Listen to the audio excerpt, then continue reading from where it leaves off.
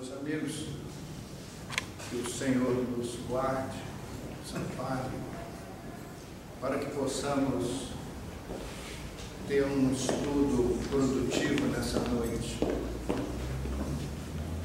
Nós pretendemos falar hoje a respeito de um desses temas proibidos que devem ficar guardados naquele baú da intolerância. Mas a doutrina espírita nos ensinou a sermos mais tolerantes às experiências da vida.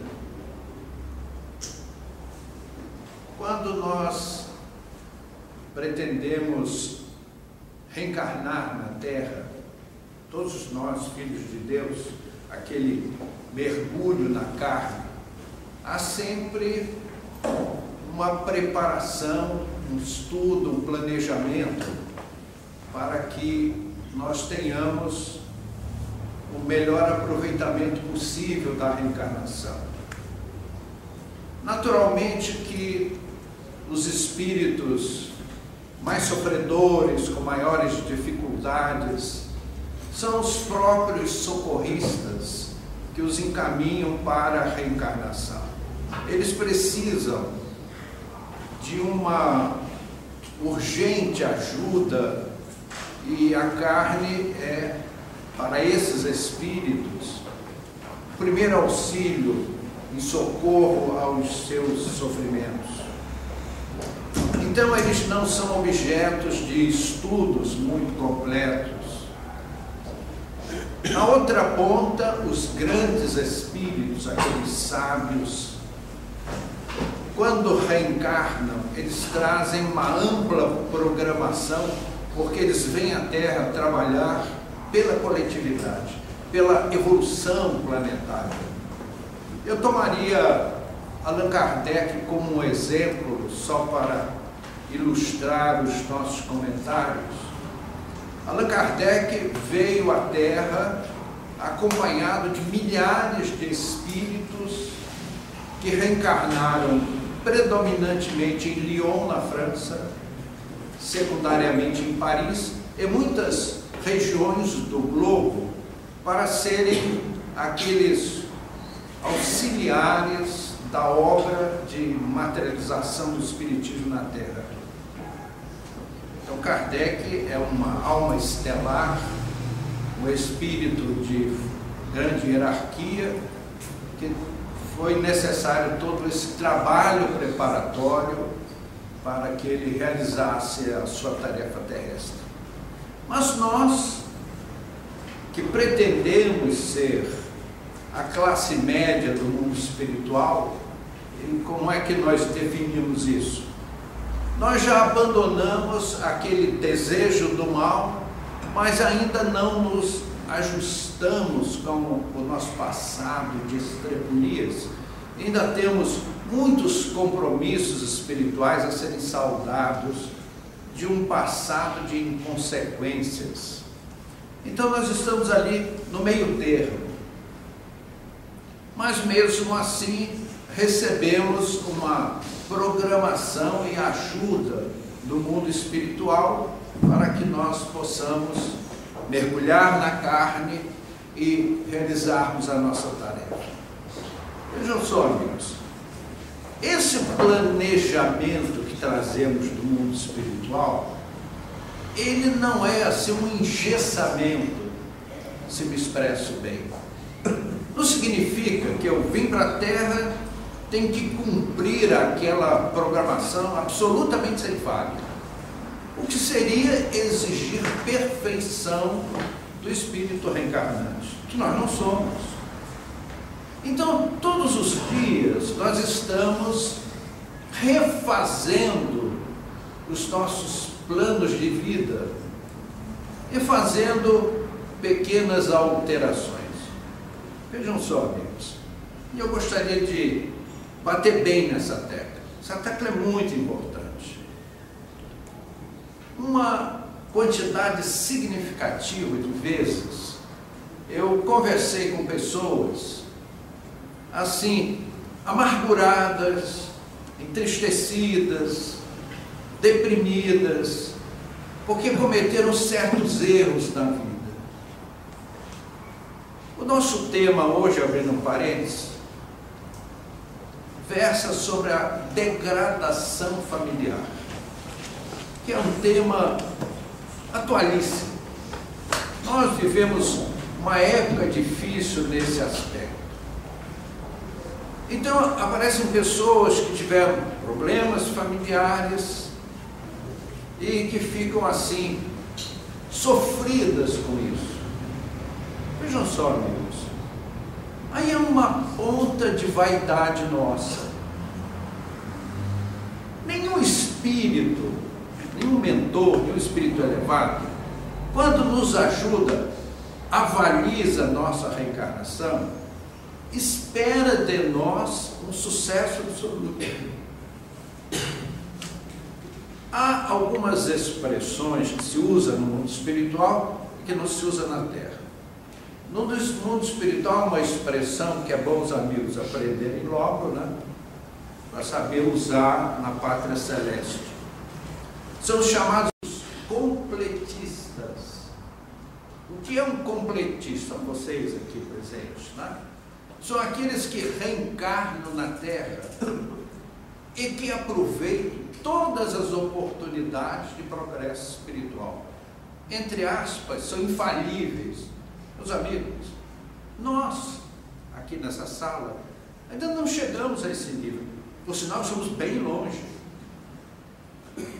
Então, se nós cometemos um erro, eu não faz muito tempo reencontrei um colega de trabalho, eu perguntei, como vai você? Como vai a esposa e os filhos? Rapaz, nem me fale disso. Eu tenho andado amargurado. Mas por quê? Não, porque eu me separei da mulher.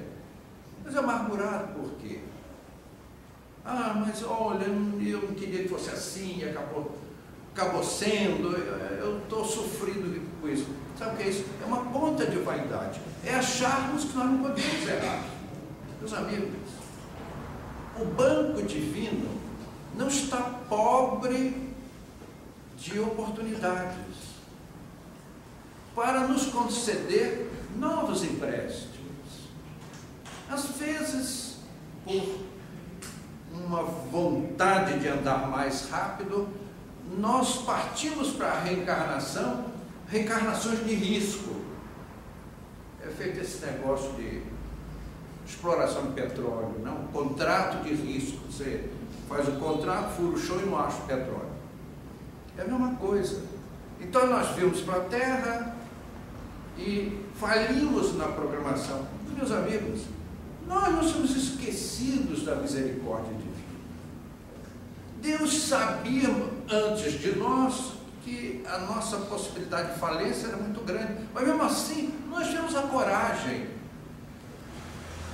de enfrentar o problema. Meus amigos, só não erra quem não faz nada. Aquela pessoa que fica assim em frente a uma televisão noite e dia, só vendo os filmes da TV a cabo, essa pessoa não erra. Quem erra? Quem vai à luta, quem batalha. Erro, quedas são próprias de quem está de pé. Só não cai quem já está caído, não é isso? Como é que diz aquela música? Levanta, sacode a poeira, dá a volta por cima, não é isso? Então, a misericórdia divina, quando falimos, ela está ao nosso lado. O que nós precisamos fazer é termos sempre objetivos elevados. Errei, caí, me levanto, sacudo a poeira, peço perdão a Deus, segue adiante. Então, a gente vê pessoas que às vezes não falam nada, mas a mente é assim, pensa num problema que enfrentou e fica remoendo aquilo. Sai daquele pensamento, daqui a pouco volta. Isso não ajuda em nada. E a pessoa mergulhar numa depressão por causa disso, por quê? Isso é um pouco de vaidade nossa. Não, eu não posso errar. Então você já se julga perfeito. Então, meus amigos, nós temos que ter como meta, como objetivo, propósitos grandiosos, elevados, nobres, e persegui-los, até conseguir incorporar belos valores à nossa alma, ao nosso espírito. E sempre caindo, levantando, caindo e levantando. Então, nós vimos para a Terra ninguém vem à Terra sem uma programação. Ninguém. Todos nós, sem exceção, ao reencarnarmos, há um mentor espiritual, um espírito de certa hierarquia, responsável pelo departamento que avalizou, que patrocinou a nossa reencarnação, e a nossa ficha leva a rubrica deste sábio espiritual, que passa a ser um tutor nosso. Os amigos, nós não estamos na Terra assim, feito batata doce, né, que espalha ramos assim, pelos canteiros. Nós estamos muito bem acompanhados, muito bem assistidos. Então, saibamos enfrentar as nossas lutas de cabeça em pé. Se cairmos, faz parte da nossa limitação espiritual. Vejam só, amigos, esse tema, degradação familiar, é um tema atualíssimo. Então a gente encontra um amigo, como vão a esposa e os filhos? Aí eu me separei. Poxa, será possível? Antigamente, no tempo das nossas avós, os casamentos eram para sempre, né? Casavam, ficavam a longo prazo. Houve uma perturbação que é o objeto do nosso estudo. Veja, amigos, nós precisamos ter cuidado ao analisar esse assunto para não fazermos a propaganda do caos. Eu vejo pessoas dizerem assim, esse mundo está perdido, esse mundo não tem mais jeito. Não é verdade. Meus amigos, se Deus não acreditasse no mundo terreno, não o teria feito. Se Deus não acreditasse em nós, não nos teria criado. Aquela inteligência que plasmou o cosmos é capaz de educar seus filhos, não tenho dúvida.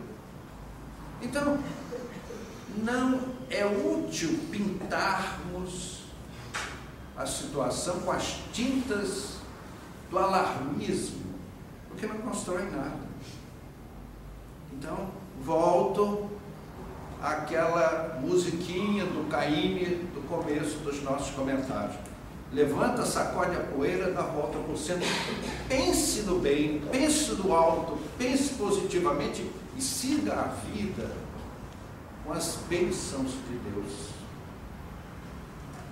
Nós vivemos uma época interessante para o nosso estudo espírita, e nós espíritas não podemos assim negar as luzes da doutrina espírita a determinados temas como esse que estamos abordando. Não queremos fazer mistério e nem tema proibido. Eu gostaria de lembrar os amigos, e eu não sei dizer quanto tempo faz, a Terra tinha 1 bilhão de habitantes. Não sei dizer quanto tempo. Mas aconteceu uma explosão demográfica. De repente, um mundo que tinha 1 bilhão de habitantes, hoje tem quase 7, 6,5. Aí eu pergunto aos amigos, de onde vieram os espíritos para formar esses bilhões de novos habitantes? De onde eles vieram? Eu tenho aqui 10 dedos, né? Tem quem tenha 9, não é isso? Piadinha sutil, né? Sutil feito um elefante numa loja de louça, não é isso? Esse dedo da mão esquerda, miudinho, que é o menor dedo que nós temos, significam os espíritos adiantados entre os encarnados e desencarnados, que são da ordem de mais ou menos 22 bilhões de espíritos, sendo que 6,5 encarnados. Nós temos encarnados na Terra mais ou menos 1/3 da população espiritual do planeta. Esses 2 dedinhos aqui somos nós, a classe média da vida espiritual. Aqueles que já não desejam o mal, aqueles que já desejam o bem, mas ainda têm compromissos de consciência. Os 7 são a massa de espíritos primitivos, atrasados, espiritualmente selvagens. 70% da população planetária. E aí é fácil nós concluirmos por que o mundo, com essa explosão demográfica, se comprometeu tanto. Porque 70% desses espíritos eram espíritos de baixíssimo nível. E o que nós vimos na nossa sociedade terrestre? Uma explosão de tudo que não presta. Desculpe a expressão. E aí nós vemos aqueles valores que os nossos bisavós cultuavam, foram substituídos por modismos chulos, quando não debochados. E aí nós ficamos quase que induzidos a viver os padrões desses espíritos. E o problema se tornou extremamente grave. O que nós vemos? É o roubo, é o latrocínio, é o assalto, é o sequestro, é a corrupção política, é a perturbação dos valores divinos do sexo, é o suicídio, é o tráfico de drogas. E isso se lastrou no mundo de uma forma assustadora. Este é o ator principal do nosso filme. Mas existe um coadjuvante. Olha ele. Vejam, amigos. Hoje a gente liga a televisão e vê um esporte sendo praticado em Beijing, do outro lado do mundo. Eu pego um telefone celular, sentado aqui numa cadeirinha dessa, teclo lá uma série de dígitos e falo com um amigo que está lá no Japão. Certamente está se levantando agora de manhã. Então, meus amigos, o mundo ficou pequeno. As telecomunicações, a televisão, a imprensa, especialmente a imprensa televisada, tornaram o mundo pequeno. Os espaços que separam os países, especialmente as cidades, eles desapareceram. Parece que o mundo é uma aldeia global. Todas as cidades estão unidas pela imprensa, pelas telecomunicações e especialmente pela televisão. Agora, vejam só o que acontece. Se um jornalista publicar um jornal, diz: olha, esse jornal é aqui do bairro de Moema. Está tudo bem, todo mundo dá os beijos e abraços. Não tem nada de errado. As crianças vão para a escola, as donas de casa vão à feira. Nada de errado. O que aconteceria? Não vende o jornal. Nós somos espíritos mórbidos, infelizmente. Você liga a televisão e, se não tiver, assim, arrancou o olho do vizinho com saca-rolha, que maravilha, né? Então nós vemos assim é assim uma predisposição coletiva que os psicólogos eméritos, que são jornalistas, buscam as informações para atender a essa morbidez. Então, é uma coisa suprindo a outra, no sentido mórbido. Se você ligar um telejornal, ele só disser coisas bonitinhas, essa televisão está chata, né? Vocês conhecem uma piada que dois amigos sentaram assim, né? Vamos ver a televisão? Vamos. O que você quer assistir? Você quer assistir um filme onde sempre o bem vence o mal? Ou um telejornal onde o mal sempre vence o bem? A piadinha, vocês não entenderam, ninguém riu porque não entendeu a piadinha. Porque o filme é uma ficção e o telejornal é a dura realidade. Não é isso? Então nós vemos assim uma coisa terrível. Você não pode mais andar na rua. Entrar num banco hoje é risco de vida. Eu tenho pena dos bancários, tá? Que não tem nada com isso e pagam a conta. Então, o mundo está assim.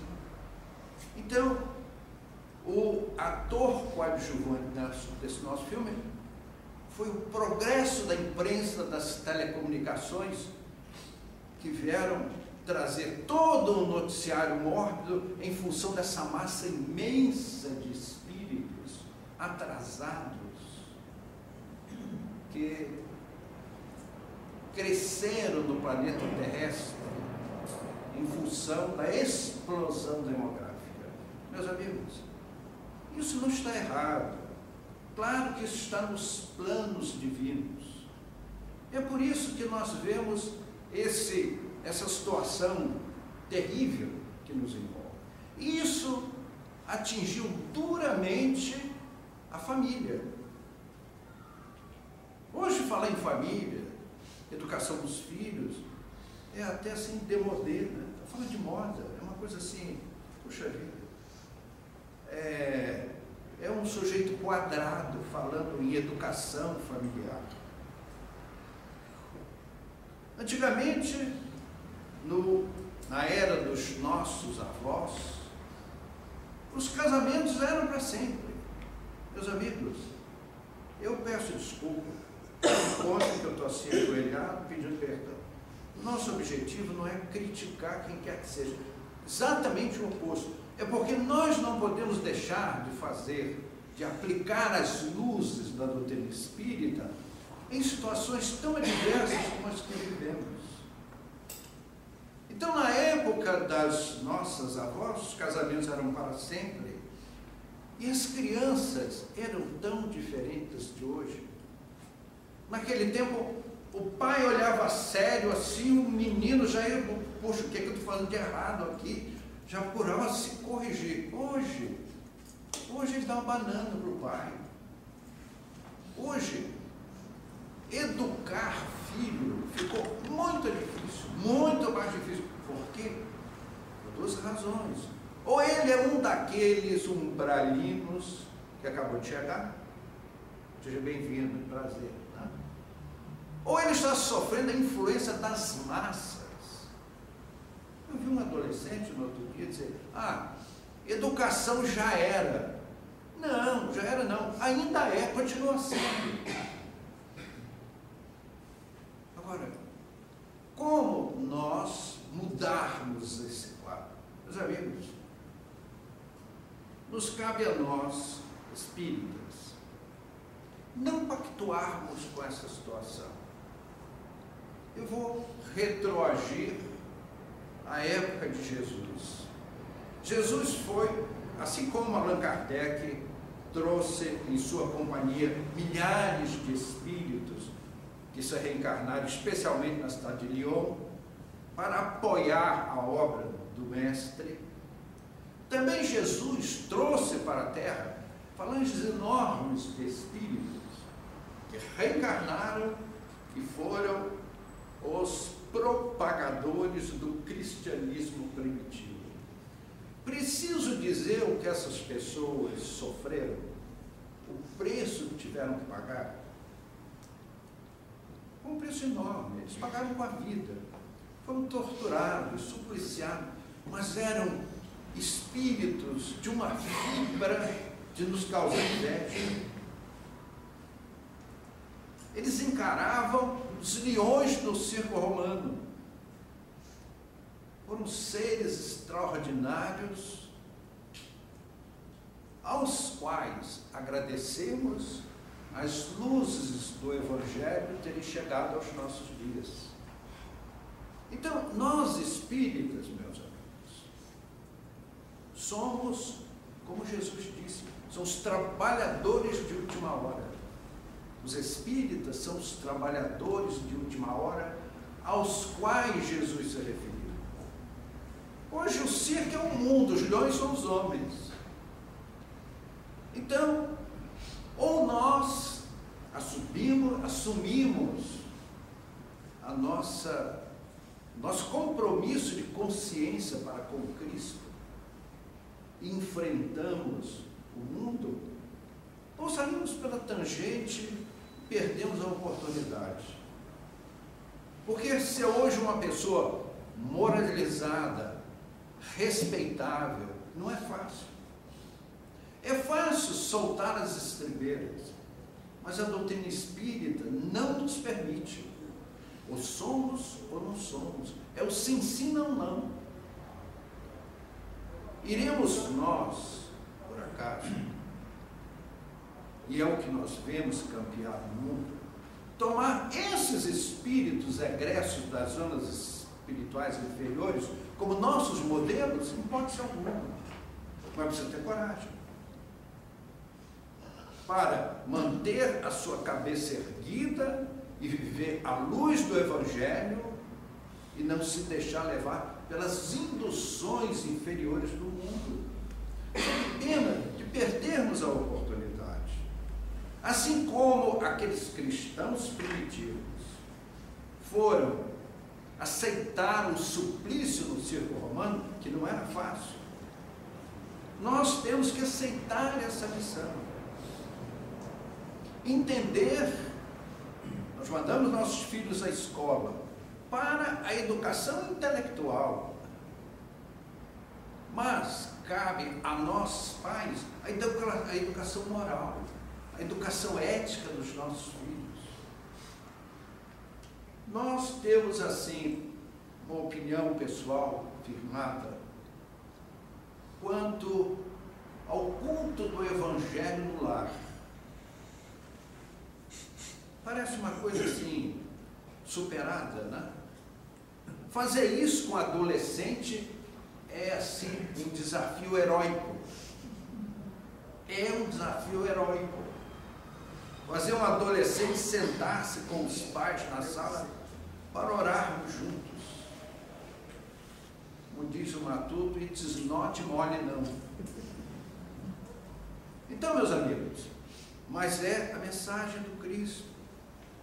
O Evangelho no lar é se não o principal recurso, expediente, para nós levarmos a nossa maturidade espiritual com a ajuda dos espíritos amigos.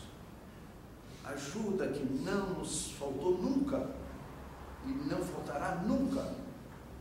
Os amigos, abramos o nosso coração com Jesus e Ele chega a nos amparar, não tenho dúvida quanto a isso.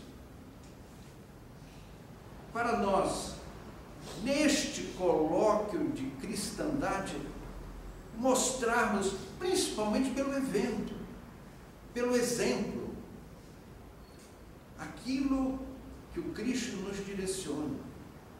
Porque o exemplo fala muito mais alto do que as nossas palavras. Eu nunca esqueço um coleguinha meu de infância, de juventude, de mocidade, de adolescência. Vocês veem como eu tenho boa memória, né? Então lembro ocorrências da adolescência. Então ele falando, poxa, um dia o meu pai me viu fumando. É mesmo? É. E o que aconteceu? Ele botou o cigarro dele assim no canto da boca e me deu uma bronca desse tamanho. E quando ele falava exaltado, a brasa assim ficava encandecido, chega a cair fagulhas. E você, o que você vê? Eu morri de rir, né? Ele me dando uma bronca tremenda, porque me achou fumando e falava com o cigarro aceso no canto da boca. Então, meus amigos, pelo amor de Deus, Jesus é o nosso mestre. Jesus veio nos ensinar um caminho de libertação. Nós somos seres egressos da animalidade e ainda carregamos resquícios de animalidade no nosso espírito. O Evangelho de Jesus é a chave, é o código, é a ética, é a norma de procedimento para nós eliminarmos o resto de animalidade que ainda carregamos na alma. Isso é o Evangelho, através dos seus ensinamentos. Agora, se nós formos apenas do culto externo, eu senta, levanta, faz opção de gestos, isso melhora o nosso espírito inteiro. Jesus nunca quis aplausos. Jesus quer discípulos, quer alunos, quer aqueles que venham a cumprir as suas orientações, porque só assim o Evangelho funciona. Não adianta nós edificarmos aqui um belíssimo altar e colocarmos ali o Evangelho, é o santo Evangelho, e fazer uma série de louvores. Isso ajuda em quê? O Evangelho é para ser vivido, não declamado, não cultuado, não adorado, não idolatrado. O Evangelho funciona se nós o lermos e vivermos a sua mensagem. Então, meus amigos, o Evangelho no lar é abrir as portas para Jesus. Põe uma cadeira para Jesus sentar, simbolicamente. E onde 2 ou 3 estiverem reunidos em meu nome, eu estarei entre eles.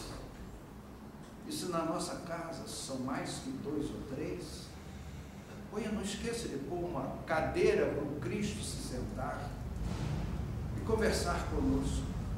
Agora nós precisamos, nós que somos o chefe de família, a mãe de família, darmos o exemplo.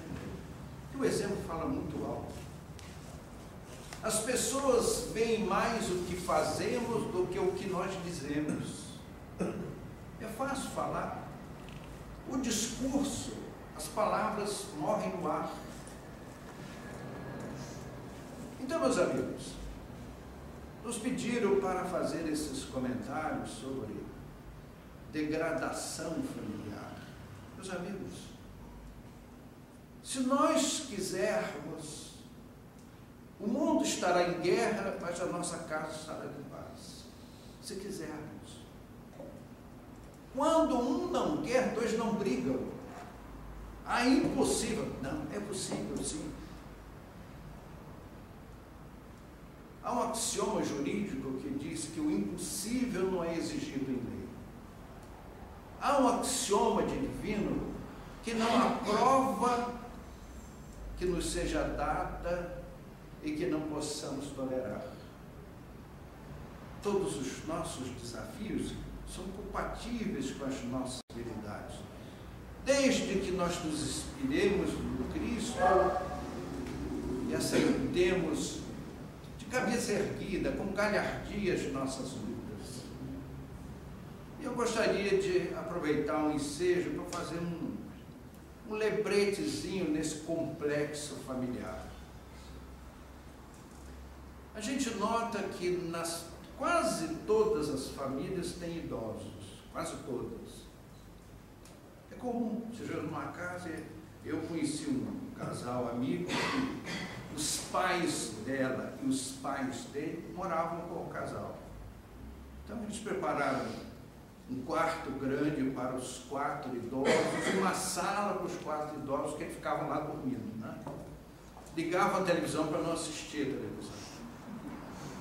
Então vejam só, amigos, há idosos, os judeus chamam idoso, eles usam uma expressão muito interessante, de sábio.